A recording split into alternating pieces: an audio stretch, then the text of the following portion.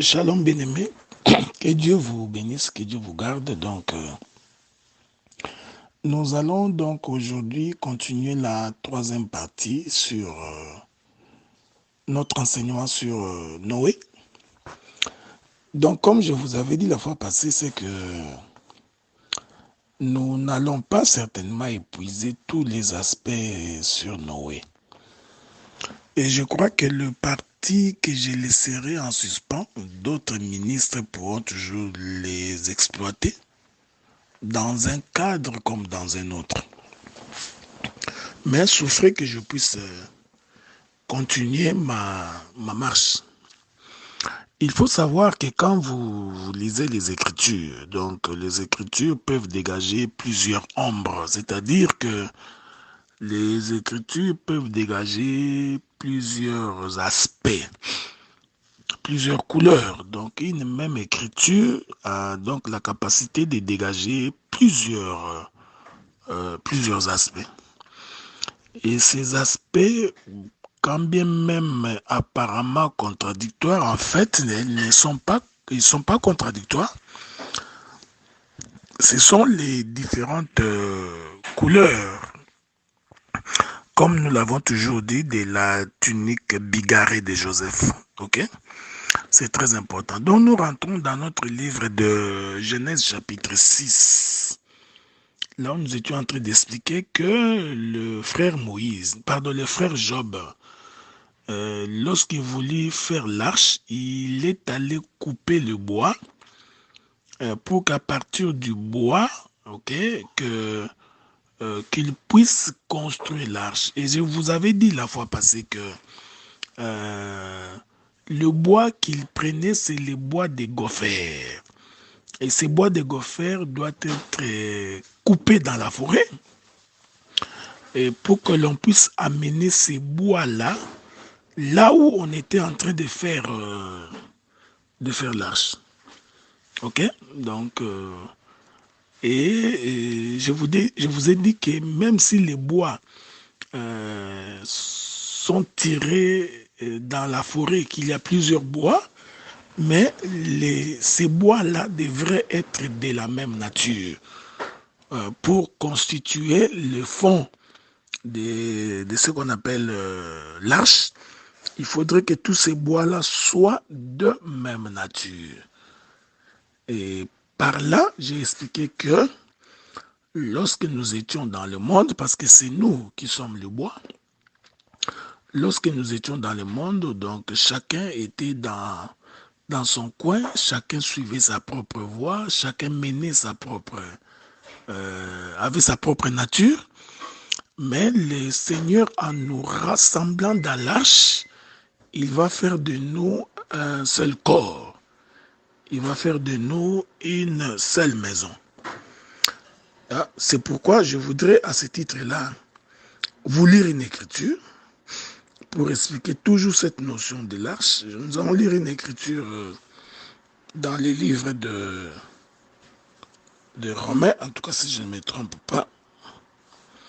Nous allons lire une écriture pour confirmer ce que j'ai dit, ok? C'est le frère Paul qui l'a dit. Écoutez ce que le frère Paul dit. Nous sommes dans les livres de Romains. Romains ou Corinthiens, je crois. Attendez. Non, je crois que ça doit être... Oui, nous sommes dans Romains. Je prends les livres de Romains dans son chapitre 12 pour expliquer que le bois de gophers, c'était un rassemblement de plusieurs bois. Mais ces bois ne formaient qu'un seul corps, et ce corps-là, c'est l'arche. Je suis dans Romains chapitre 12. Nous lisons à partir du verset 4. Car nous avons plusieurs membres dans un seul corps, et que tous les membres n'ont pas la même fonction. Ainsi, nous qui sommes plusieurs, nous formons un seul corps en Christ et nous sommes tous membres les uns les autres. Puisque nous avons des dons différents selon la grâce qui nous a été accordée, mais celui qui a les dons de prophétie l'exerce selon l'analogie de la foi. Je voudrais ajouter une autre écriture, si vous permettez, toujours dans le même sens, ok? Souffrez parce que là je viens de recevoir, ok. Ajoutons une autre écriture, ça va nous aider à pouvoir avancer. Je suis dans les livres de 1 Corinthiens. Je suis dans les livres de 1 Corinthiens. Nous allons lire une écriture là-bas également. Et ensuite, nous allons continuer notre marche de sanctification. Ceci est en guise d'introduction, parce que nous allons dire autre chose aujourd'hui. Je suis dans 1 Corinthiens, le chapitre 12. Je vais donc lire d'abord le verset 12 et nous allons descendre. Car comme le corps est un et a plusieurs membres, et comme tous les membres du corps, malgré leur nombre, ne forment qu'un seul corps, ainsi en est-il de Christ. Nous avons tous en effet été baptisés dans un seul esprit pour former un seul corps, soit juif, soit grec, soit esclave, soit libre, et nous avons tous été abreuvés d'un seul esprit. Ainsi, le corps n'est pas un seul membre, mais il est formé de plusieurs membres. Voyez-vous, j'ai donc pris ces deux écritures pour attester que l'arche était donc une composition de plusieurs membres, mais ces différents membres en réalité ne forment qu'un seul corps. C'est pourquoi l'Éternel avait dit à Noé que cette arche-là va être enduit du dedans comme du dehors, c'est-à-dire porterait la même nature à l'intérieur comme à l'extérieur. Je voudrais faire un petit découpage de l'agneau pour aller expliquer cette notion-là. Hein, ce que le Seigneur dit à Noé à propos de la manière dont il devrait colorer l'arche. Okay? Je vous relis ça et ensuite je vais aller trouver une écriture pour vous asseoir la pensée de ce que j'ai dit. Je suis toujours dans Genèse chapitre 6. Ok? Genèse chapitre 6. Écoutez ce que la Bible dit. J'ai lu ça, le verset 14. Fais-toi une arche de bois de gopher. Tu disposeras cette arche en cellules. Ok? Quand il dit cellules, cela veut dire en partie. Ok? Les membres. Et tu l'enduiras de poids en dedans et en dehors. Que la paix de Dieu soit avec vous. Donc, on va enduire, donc colorer l'arche à l'intérieur comme à l'extérieur. Quelle est la pensée de cette chose? C'est-à-dire qu'on doit avoir la même coloration à l'intérieur de l'arche et à l'extérieur de l'arche. Voyez-vous? C'est-à-dire que quand on observe l'arche, il ne faut pas qu'il y ait une forme de dichotomie entre ce qui est intérieur et ce qui est extérieur. C'est pourquoi le Seigneur Jésus-Christ, lorsqu'il croise les pharisiens, il dit aux pharisiens que vous êtes des hypocrites. Vous embellissez les dehors alors que votre intérieur est crasseux. Vous comprenez? Votre intérieur est mauvais. Il est rempli des ossements, des pourritures. Vous donnez l'apparence de la piété, mais vous ignorez ce qui en fait la force. Or, Dieu voudrait que l'on puisse reconnaître l'arbre par son fruit. C'est-à-dire, ce qui est à l'intérieur devrait être de même que ce qui était à l'extérieur. Que la paix de Dieu soit avec vous. Ici, j'étais d'abord en train de faire une petite récapitulation de ce que nous nous sommes dit la fois passée. Maintenant, nous allons entamer une autre portion dans la même circonstance. Ok, merci beaucoup. Voilà, que la paix de Dieu soit avec vous. Que le Seigneur vous bénisse. Maintenant, regardez. Lorsque Noé commença à construire l'arche, je voudrais dire ceci. Lorsque Noé était en train de construire l'arche, si l'on regarde avec l'œil prophétique, cela veut dire que la construction de l'arche était toute une dispensation. Pourquoi? Parce que la construction de l'arche annonçait la colère à venir. Que Dieu vous bénisse. Donc, quand Noé était en train de construire l'arche, en réalité, Noé enseignait. Ok? Donc, chaque morceau de bois que Noé mettait pour faire l'arche était toute une prédication. Chaque morceau de bois que Noé, chaque fois que Noé faisait un travail, ici je voudrais dire que nous sommes en train de marcher pour aller vers le repos. Hein? Faut pas oublier ça. Donc chaque fois que Noé est en train d'ajouter un morceau de bois, toute pièce que Noé ajoutait dans l'arche, ok, était un message qui nous rapprochait vers les jugements de Dieu. Parce que ce que Dieu attendait, il attendait que l'arche soit finie d'être construite afin que la pluie puisse tomber. Donc, si l'arche n'est pas encore finie, si sa construction n'est pas encore finie, Dieu ne peut pas faire pleuvoir. Or, nous avions dit, la pluie de Dieu, c'était tout un jugement. Ok? Donc, tant que l'arche n'est pas encore complètement finie, alors l'Éternel Dieu ne peut pas encore frapper la terre. Donc, pour que Dieu frappe la terre, il faut que l'arche soit construite en entier. C'est-à-dire, il faudrait que jusqu'à la dernière pièce de l'arche, une fois que la dernière pièce de l'arche est posée, donc Dieu va frapper la terre. Ici, je voudrais dire que la dernière pièce de l'arche qui est posée va donc être le dernier élu. Voyez-vous?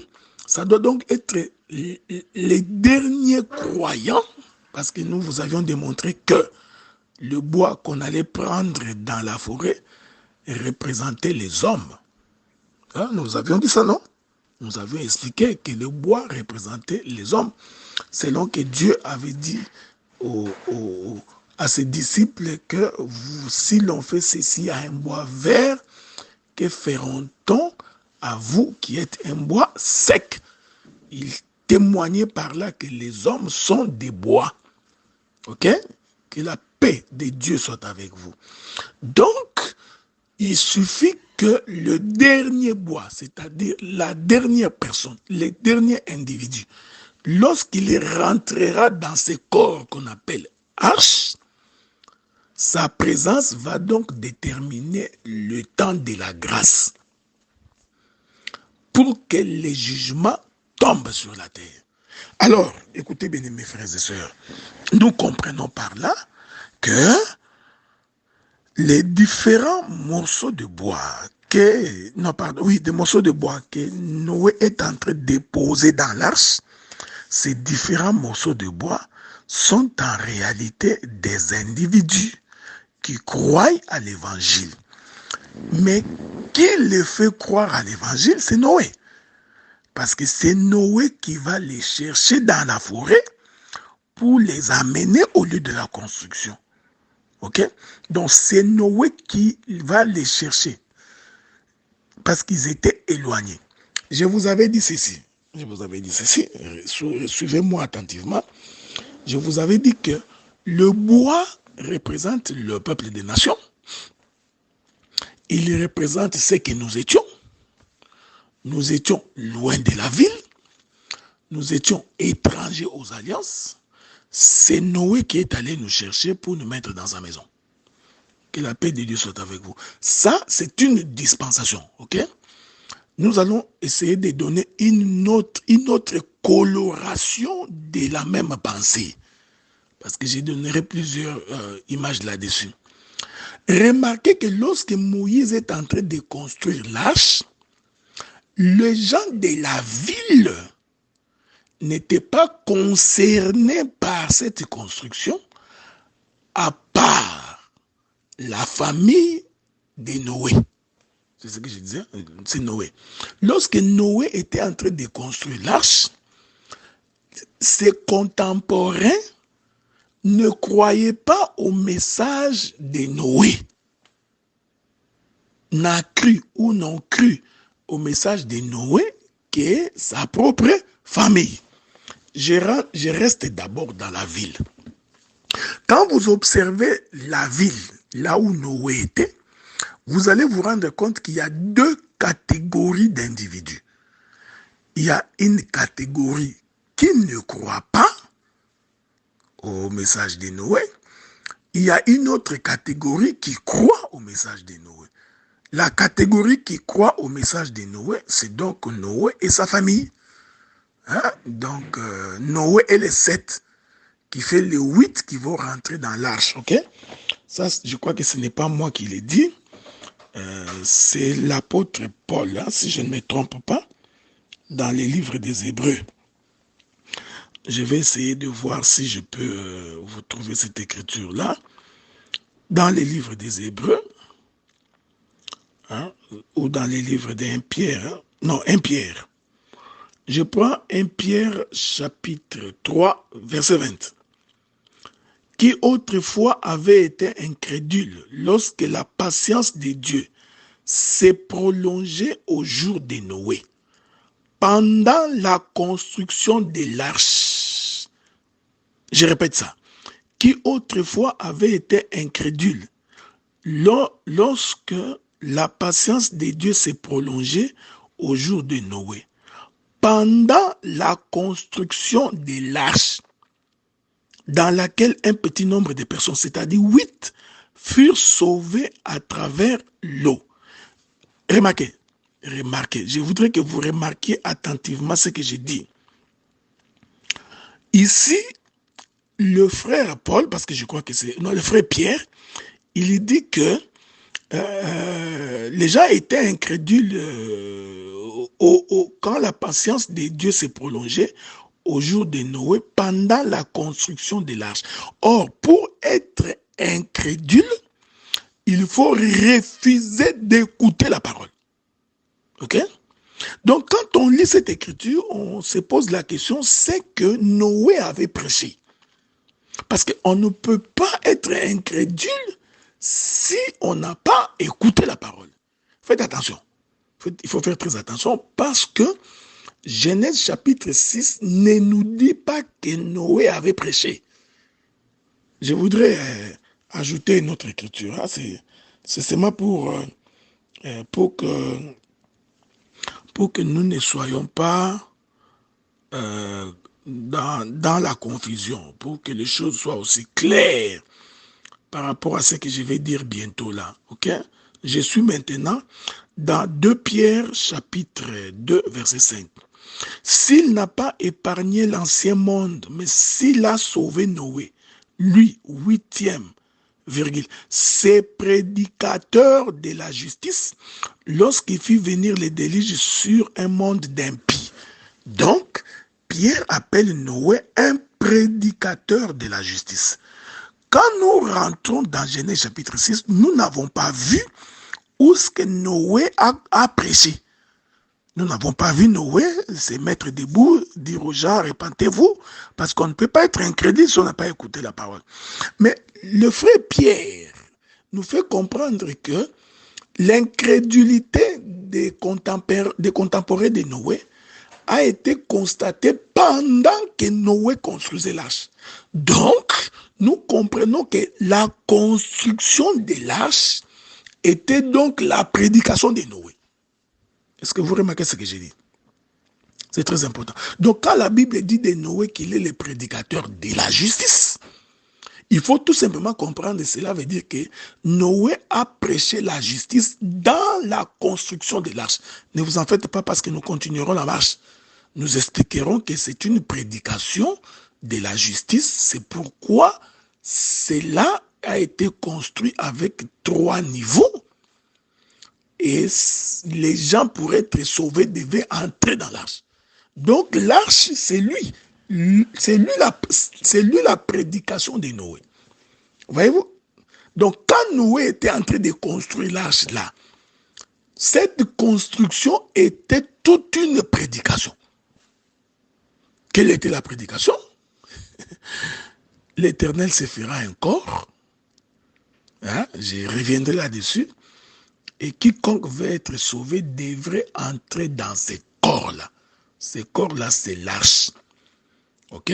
Donc, quand Noé construisait, premier élément, il annonçait qu'un jugement allait tomber sur la terre.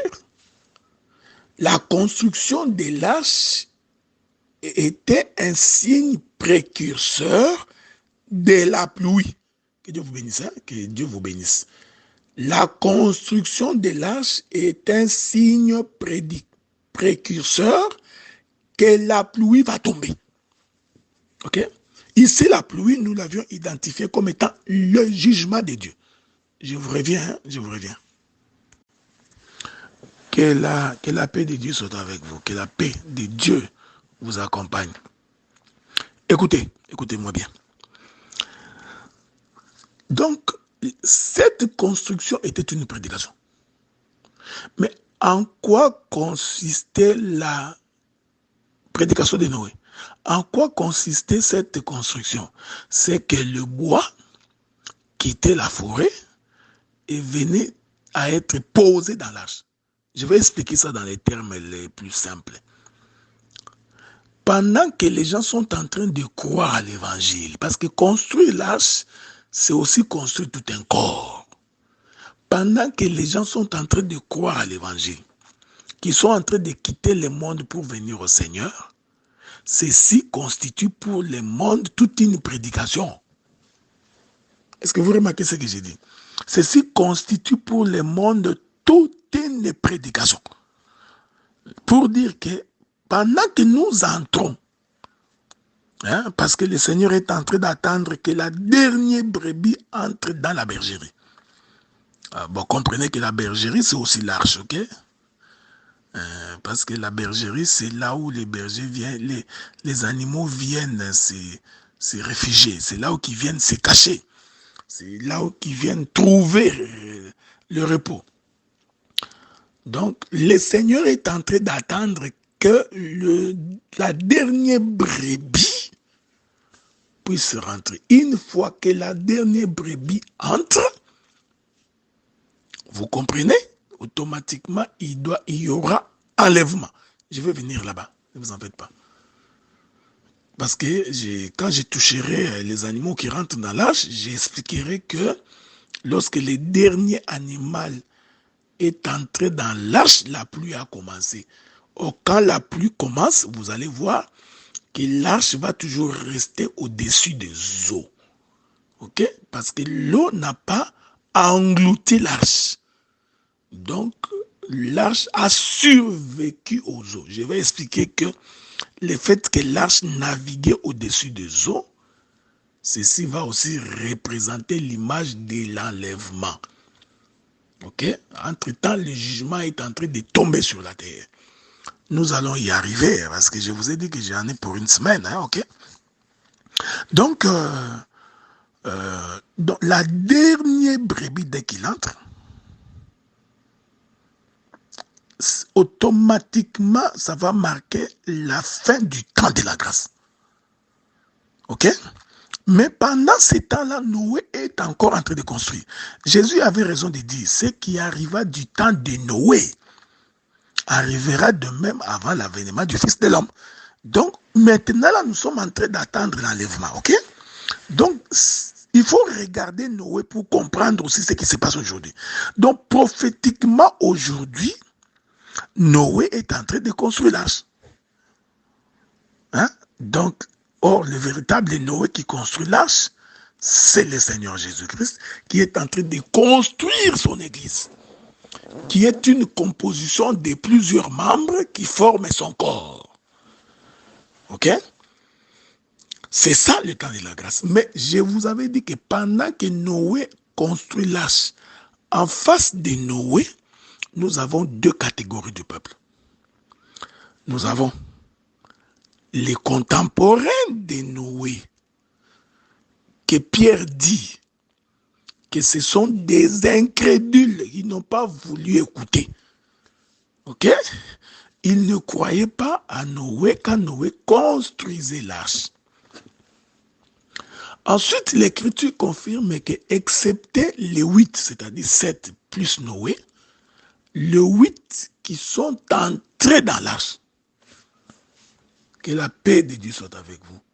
Donc vous voyez, il y avait donc deux catégories des individus qui observaient quand Noé construisait l'arche. Il y a une catégorie incrédule qui n'avait pas cru à ce que Noé faisait, mais il y avait la famille de Noé qui avait cru. Et cette famille de Noé va entrer dans l'arche avec Noé. Faites attention. Mais la famille de Noé ne rentre pas seule dans l'arche. Il rentre avec les animaux qui sont venus de la forêt. Hein? Donc, dans l'arche, il y avait ceux qui sont venus de loin, qui sont entrés. Ensuite, il y avait la famille de Noé qui était plus proche de Noé, et aussi qui sont entrés. Donc, de l'extérieur, des contemporains de Noé, il y a sa famille, il y a les autres qui sont des incrédules qui ne sont pas rentrés. Mais, il ne faut pas oublier, il y a aussi les animaux qui sont venus de loin, qui sont aussi venus entrer dans l'arche. Donc, dans l'arche, frère, nous avions le proche parent, la parenté de Noé et les animaux. Or, la parenté de Noé représente les apôtres et les prophètes. Parce que les prophètes et les apôtres vont participer avec nous dans l'enlèvement. Que la paix de Dieu soit avec vous. Ok? Donc, les 8 qui sont entrés dans l'arche avec Noé, ici je parle des hommes, ces 8-là représentent la portion d'Israël qui participe à l'enlèvement. Je vais le dire dans les termes les plus simples. Donc, nous avons les Moïse, les Jérémie, les Habakkuk, les Sophonie, les Daniel, les David. Vous voyez? Hein, donc, tous ces prophètes-là, hein, les Abraham, les Isaac, les Jacob, voyez-vous? Tous les Abel, tous ces gens-là, ajoutez-y les apôtres et tous les juifs qui ont crié au Seigneur. Ok? Tous les juifs qui ont crié au Seigneur pendant le temps de la grâce aussi, ces gens-là vont constituer la famille de Noé qui rentrerait dans l'arche.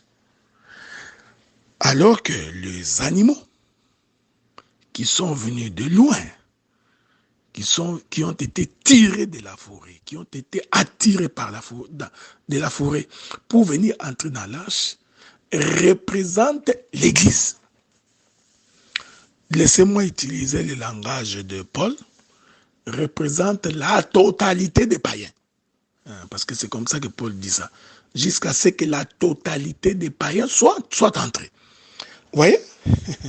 Que Dieu vous bénisse. Donc vous comprenez maintenant que la totalité des païens, plus Israël, c'est-à-dire, si je parle ici des prophètes, des apôtres, hein, les patriarches, tous ces gens qui vont participer avec nous dans l'enlèvement, nous allons tous constituer ce qu'on appelle épouse. Je voudrais lire une écriture. souffrez que je lise une écriture pour vous, pour faire asseoir la pensée de ce que j'ai dit. Je suis dans 1 Thessaloniciens chapitre 4. Souffrez, souffrez que je trouve cette écriture-là. 1 Thessaloniciens chapitre 4. Je cherche l'écriture, souffrez. Il faut que je trouve cette écriture-là pour vous. Où le frère Paul dit ceci. Je suis dans 1 Thessaloniciens chapitre 4, le verset 15. Le frère Paul dit ceci. Voici en effet ce que nous vous déclarons d'après la parole du Seigneur. Nous, les vivants, restés pour l'avènement du Seigneur. Nous ne devancerons pas ceux qui sont morts, car le Seigneur lui-même a un signal donné. À la voix d'un archange et au son de la trompette de Dieu, descendra du ciel et les morts en Christ ressusciteront. Premièrement. Ensuite, nous, les vivants qui serons restés, nous serons tous ensemble enlevés avec eux sur des nuées à la rencontre du Seigneur dans les airs. Ainsi, nous serons toujours avec le Seigneur. J'aime ce que Paul dit. Paul dit ceci, il est merveilleux ce garçon. Il dit, quand le Seigneur lui-même a un signal donné à la voix d'un archange et au son de la trompette descendra du ciel, les morts en Christ ressusciteront premièrement. Il parle d'abord des morts en Christ. Ensuite, nous les vivants. Étonnamment, certainement que quand le Seigneur reviendra, Paul est déjà mort il y a très longtemps. Mais Paul ici, il démontre qu'en fait, les gens qui vont rencontrer le Seigneur, qui vont aller faire la fête des noces avec le Seigneur, il y aura une portion de ceux qui seront vivants et il y a une portion de ceux qui sont morts mais qui ressusciteront. Ici, je voudrais dire que ceux qui ressuscitent là, c'est cette portion des animaux qui viennent de la forêt. Parce qu'ils n'avaient pas droit de citer, voyez-vous. Mais en venant, ils croisent les vivants. Ici, les vivants, je suis dans la chambre doctorale, ok? Je ne suis pas dans la chambre prophétique. Ici, les vivants représentent cette portion d'Israël qui participe avec nous dans l'enlèvement. Je vais prendre une très belle image de cette chose-là dans l'ombre, ok? Je vous reviens. Qu'il soit béni le Dieu qui nous garde, le Dieu qui nous protège, et qu'il vous garde sous sa main puissante et agissante. Maintenant, je voudrais prendre une écriture dans l'ombre pour attester de ce que j'ai dit. Remarquez que lorsque Israël est sorti de l'Égypte, il faut retenir que l'ombre n'est pas la représentation exacte des choses. Okay? La réalité est en Christ. Mais dans l'ombre, le Seigneur donne quelques pistes, il donne quelques ouvertures, nous permettant de comprendre sa pensée. C'est très important. Regardez, il est écrit dans la parole que lorsque Israël est sorti du pays d'Égypte, ok? Israël n'est pas sorti seul du pays d'Égypte. L'Écriture dit pendant qu'il sortait, il est aussi sorti avec le ramassis. Est-ce que vous comprenez ça? Que Dieu vous bénisse. Que Dieu vous bénisse. Donc, quand Israël sortait, parce que nous croyons que la sortie d'Israël, c'est aussi l'image de ce peuple qui rentre dans l'arche. Ok? C'est aussi important que vous le sachiez. C'est aussi l'image d'un peuple qui rentre dans l'arche. Or, je vous ai dit que dans l'arche, il y a deux catégories qui sont entrées. Il y a le parent, la parenté de Noé, ok, plus les animaux qui sont venus de loin. Ok. Or, la parenté de Noé, j'ai expliqué que c'est cette portion d'Israël qui participent à l'enlèvement comme épouse. Et les animaux représentent les nations, c'est-à-dire nous. Ensemble, nous formons l'épouse et nous entrons dans la fête des noces. Que Dieu vous bénisse. Je suis allé prendre Exode pour expliquer la pensée. Ok? Ici, je ne prends pas les ramasser dans toute la totalité. Non, non. Je ne les prends pas dans toutes leurs marches. Non. Je prends seulement la portion de la sortie. Ok? Donc, quand ils sont sortis, Israël est sorti et lui, elle les ramassit. Donc, quand Israël sortait, c'est pourquoi vous lirez quelque part dans l'Écriture, il est écrit que il y avait un homme dont le père était égyptien, qui était en Israël et qui est sorti pour commettre une bêtise. Ok, je crois qu'il était sorti pour ramasser un morceau de bois, des choses comme ça. Mais je vais d'abord laisser ça parce que ce n'est pas ce qui m'intéresse. Mais j'ai pris ça juste pour confirmer que quand Israël sortait, Israël n'était pas sorti seul. Il est sorti avec les Égyptiens. Donc, cela prouve que même les étrangers participeront à l'enlèvement. Ok? Donc, les nations, mais nous participerons avec une portion d'Israël. Que la paix de Dieu soit avec vous. Je rentre donc chez Noé pour une meilleure et une bonne saisie. Donc, Noé, avec sa parenté, la parenté de Noé représente donc la portion d'Israël qui participe à l'enlèvement avec nous. Et que les animaux qui sont venus de la forêt représentent la partie des nations qui, ensemble avec Israël, vont former une seule plante.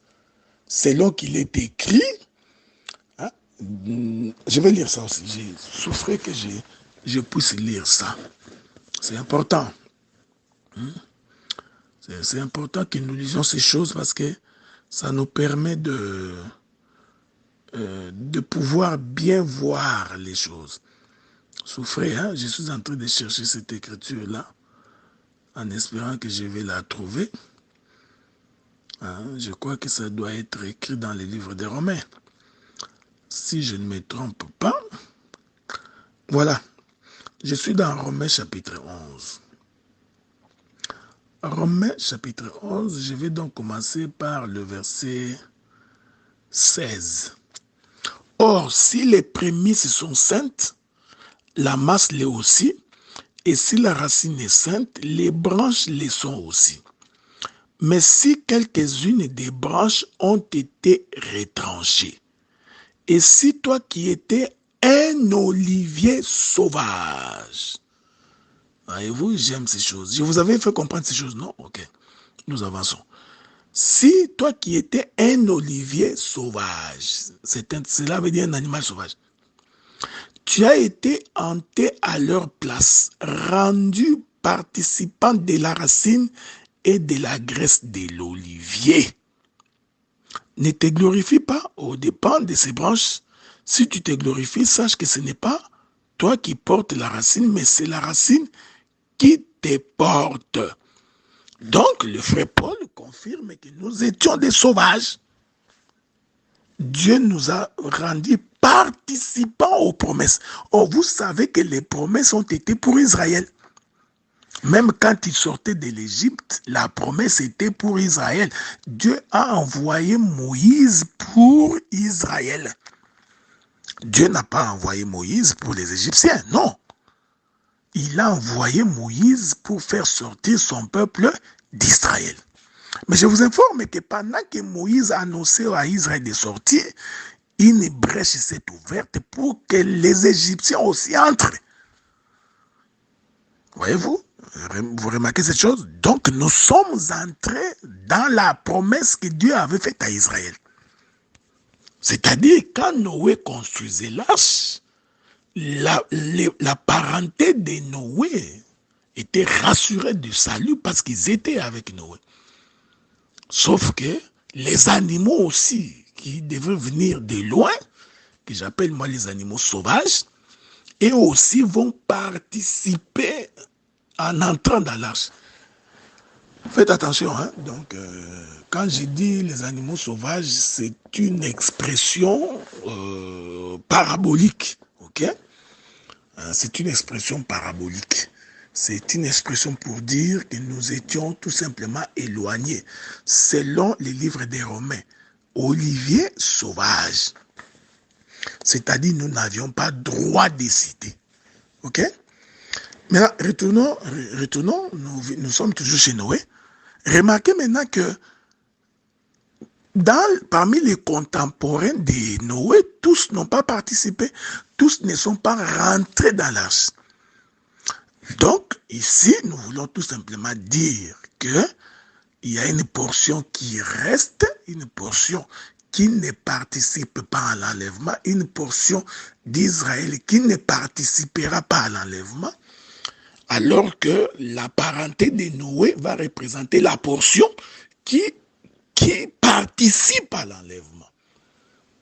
Malheureusement, il ne participe pas seul, il va participer avec les animaux sauvages, c'est-à-dire avec les nations. Que Dieu vous bénisse. C'est comme ça que dans la vision de Pierre, Pierre va voir une nappe qui descend des cieux, remplie des reptiles et des animaux impurs. Ok? Alors Dieu dit à Pierre, prends-les, mange. Pierre dit, je ne puis manger quelque chose d'impur. Alors Dieu lui dit, ce que j'ai déclaré pur, tu ne peux pas les déclarer impurs. Dieu parlait de qui? Il parlait des Corneilles. Or, Corneille, c'était un étranger. Voyez-vous, il n'était pas juif, cet homme. C'était une façon de dire à Pierre, les étrangers aussi participeront à l'enlèvement. Les étrangers aussi entreront dans l'arche. Que Dieu vous bénisse. Hein? Que la paix de Dieu soit avec vous. Donc, ici, nous comprenons que quand Noé construisait l'arche, c'était toute une dispensation. Voyez-vous? Il s'agissait de quelle dispensation?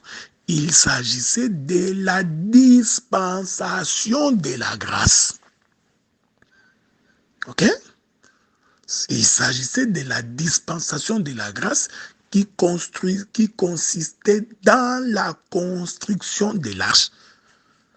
Vous voyez, j'ai balancé la nuée des deux côtés. J'ai d'abord expliqué que le bois qui rentrait dans l'arche, c'était également l'une des nations qui venaient de loin pour entrer dans la maison. Ok, ça j'ai expliqué. J'avais également expliqué que la construction de l'arche, c'est aussi Adam. Ok, c'est aussi Dieu qui forme Adam. Hein, j'ai expliqué que le bois, c'est la poussière. Ça, vous le savez, non, que le bois, c'est la poussière. J'ai expliqué que le bois, ce sont des hommes. Or, les hommes ont été tirés de la poussière, donc les hommes sont aussi des poussières. Que la paix de Dieu soit avec vous. Il est merveilleux. Donc, quand Noé construit l'arche, c'est cette construction qui est la prédication de Noé. Ok? Donc, la construction de l'arche était toute une prédication. Que la paix de Dieu soit avec vous. Que Dieu vous bénisse, hein? Que Dieu vous garde.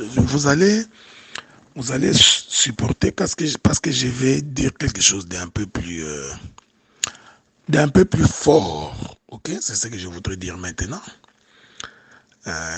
Parce qu'en réalité, quand Noé construisait l'arche, c'était en prévision de son propre salut. Que Dieu vous bénisse. Hein, que Dieu vous bénisse. Je vous avais dit que Noé, dans ma première intervention, j'ai identifié Noé comme étant le Père. Noé comme étant Dieu. Et j'ai expliqué que l'arche est le fils de Noé. Vous vous souvenez, hein? Si tu me suis en retard, tu peux aller consulter mes premières interventions qui se trouvent sur YouTube.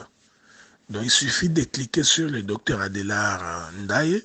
Tu pourras t'abonner et tu pourras suivre les parties précédentes. Je répète ce que je vais dire parce que ce que je voudrais dire maintenant risquerait d'être beaucoup difficile pour beaucoup de gens. J'ai expliqué que Noé, c'est le Père. Et que Noé, dans son intérieur, avait conçu l'arche. Il avait la pensée de l'arche. Donc, l'arche était à l'intérieur de Noé. Donc, quand Noé manifeste l'arche, l'arche est donc le fils de Noé. C'est bon? Voilà. Maintenant, regardez.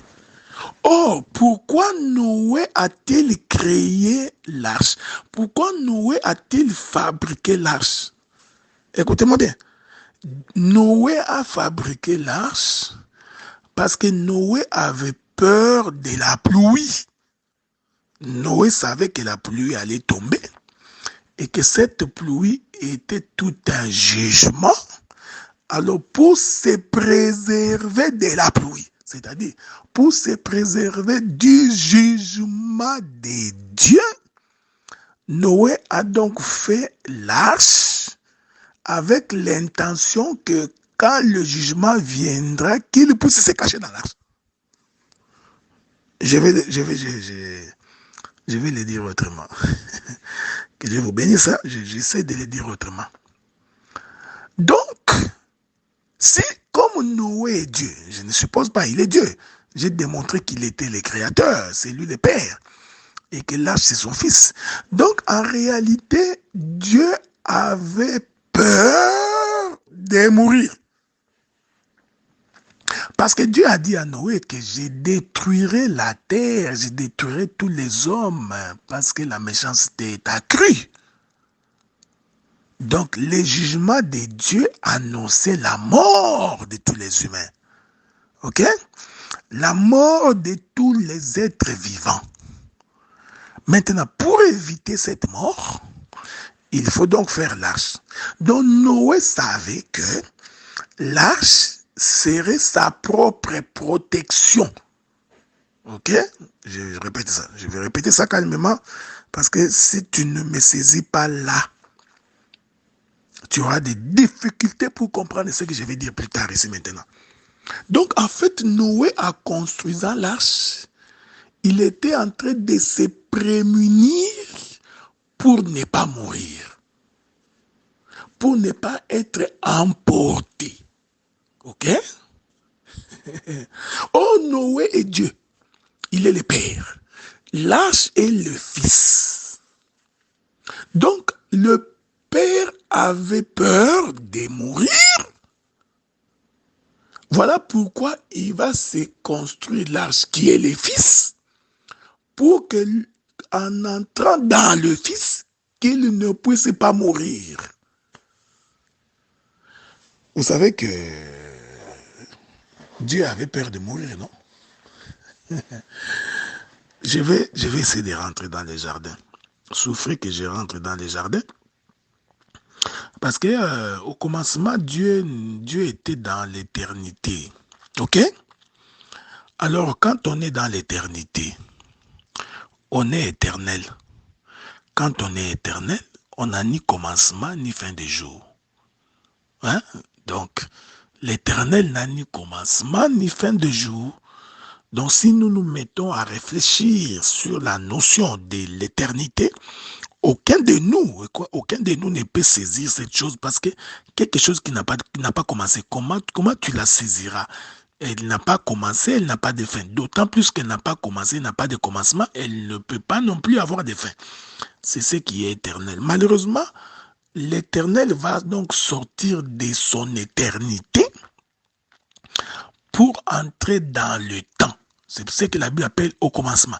Le commencement veut dire que l'éternel entre dans le temps, frère. Or, quand il entre dans le temps, il faut qu'il y ait un commencement. Je répète ça. Okay? J'ai pris le Saint-Esprit qu'il t'aide à comprendre ces choses. Donc, au commencement, Dieu quitte l'éternité, il entre dans le temps.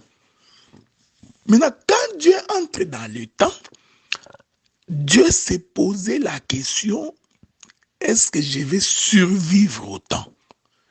Est-ce que je ne mourrai pas dans les temps? Est-ce que je ne disparaîtrai pas dans les temps? Il faut suivre-moi bien parce que tu comprendras pourquoi le diable a pensé que Christ, qu'il allait enfermer Dieu dans la mort. Ok? Vous savez quand Paul dit mort, mort, où ton aiguillon, est-ce que vous croyez vraiment que si le diable savait que Christ ressusciterait, ça servirait à quoi qu'il puisse mourir? Vous voyez, c'est ça le mystère de ce qui s'est passé. En fait, c'est dans le corps de Noé. Donc, Dieu entre dans les temps.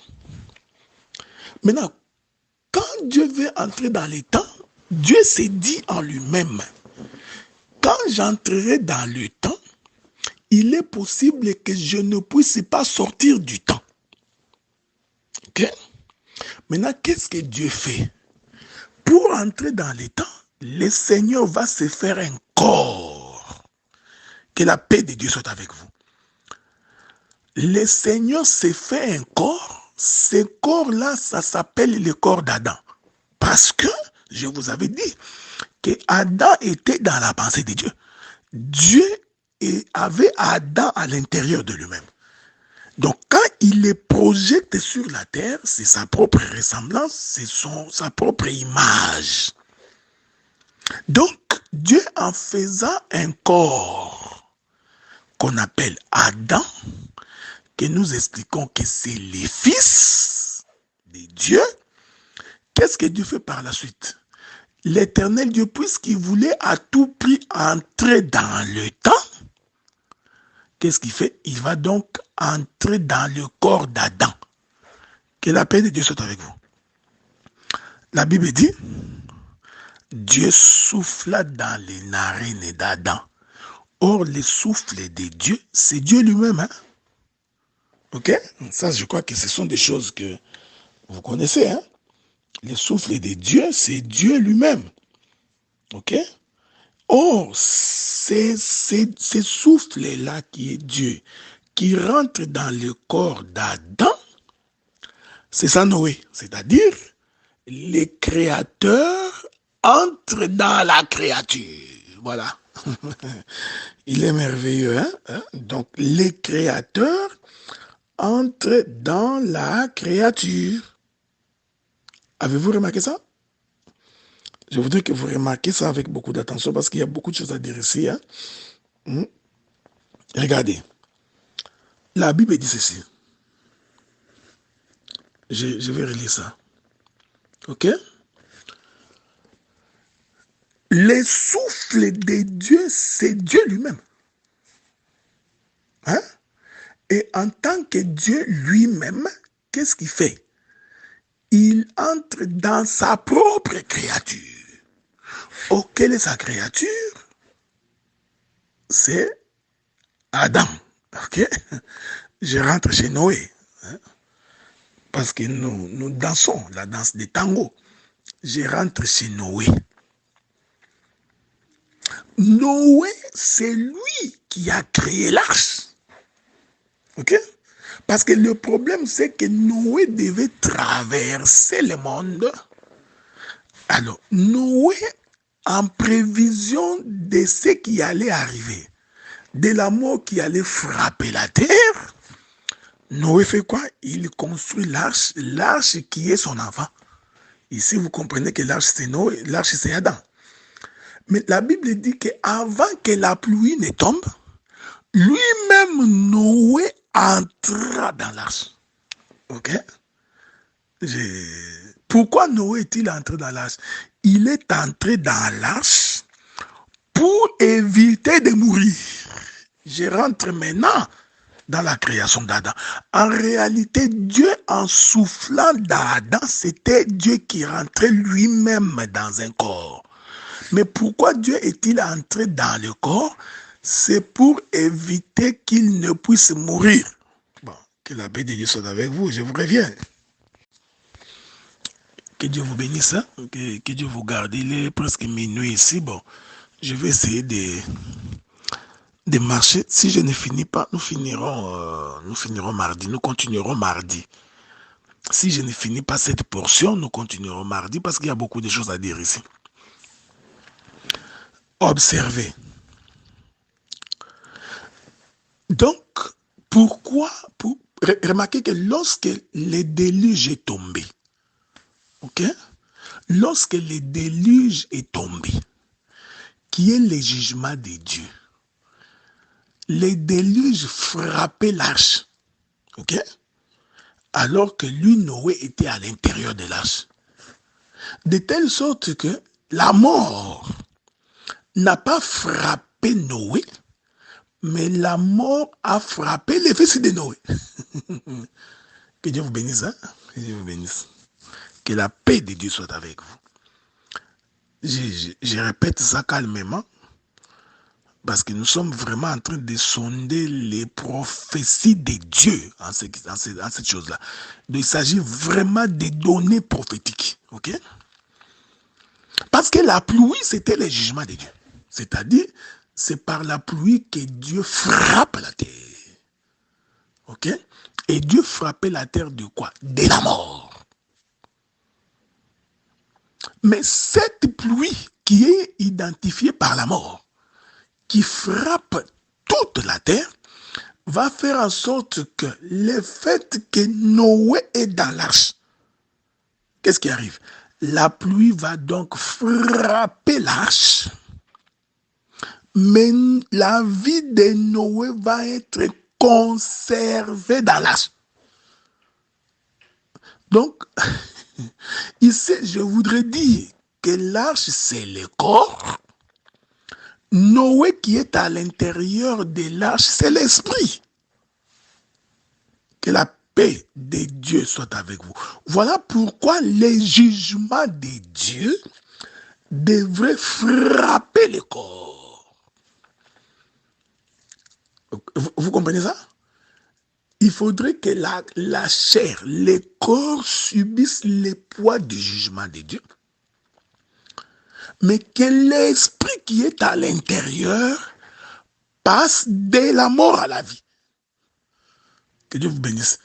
Donc, c'est ici que j'ai dit que Dieu, en prévision de la peur de sa mort, puisqu'il voulait entrer dans le temps, vous voyez frère, vous imaginez que celui qui n'a pas de commencement ni de fin, rentrer dans le temps, c'était très dangereux pour lui parce que il pouvait être coincé dans les temps.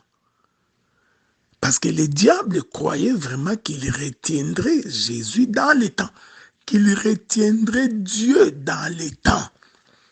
Alors que Dieu, intelligent qu'il était, il s'est arrangé pour avoir un véhicule, pour avoir une maison, pour avoir un parapluie, pour avoir un endroit pour que lorsqu'il rentrerait dans les temps,